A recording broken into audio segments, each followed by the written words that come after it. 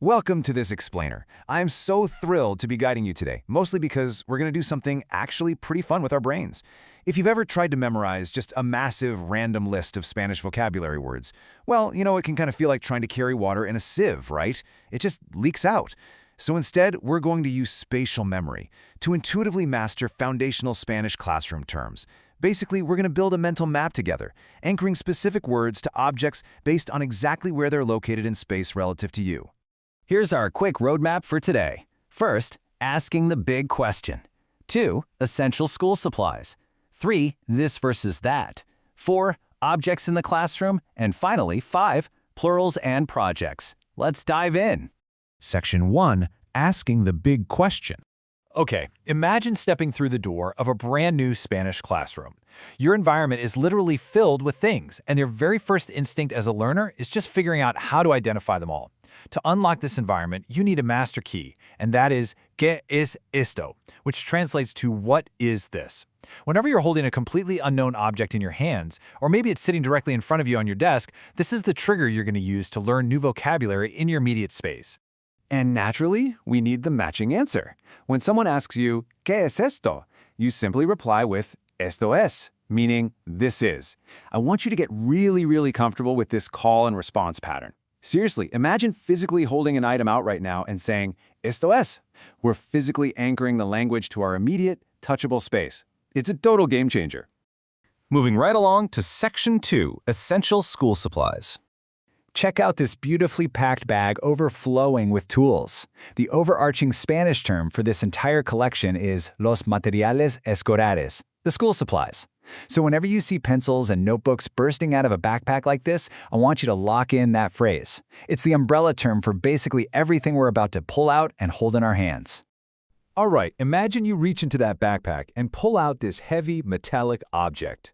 I ask you, ¿Qué es esto? You hold it right up and proudly reply, Esto es la grapadora, the stapler. Try to connect that heavy, satisfying click of the object to the word la grapadora.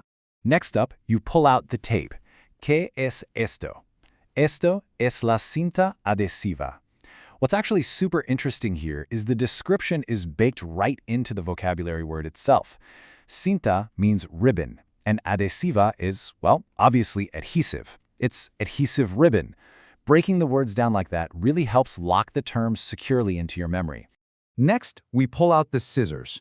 ¿Qué es esto? Esto es las tijeras. Now, because scissors are a pair, just like they are in English, the term is plural.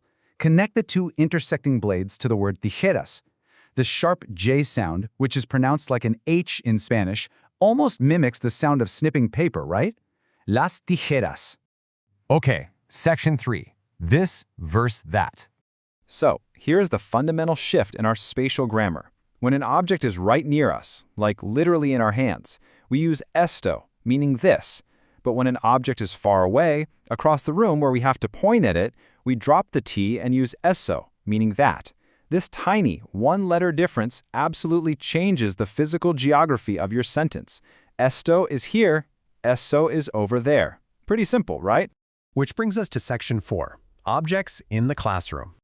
Let's look all the way across the room to the boundary holding the room together. You point and ask, ¿Qué es eso?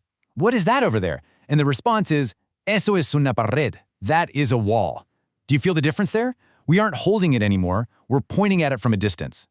Imagine just pointing your finger across the room as we survey the space. You point to the door, eso es una puerta. To the teacher's desk, eso es un escritorio. What about the storage cabinet? Un gabinete. Check the time on the wall, un reloj. Gaze outside, una ventana. The table where you sit is una mesa, and the chair tucked right under it is una silla. Mentally pointing like this really reinforces that eso grammar rule with every single vocabulary word. Let's point to one more thing, maybe out in the hallway this time. ¿Qué es eso? Eso es el armario, the locker. It's far away, so it's definitely an eso, and it safely holds your things outside the classroom. El armario. And finally, Section 5, plurals and projects.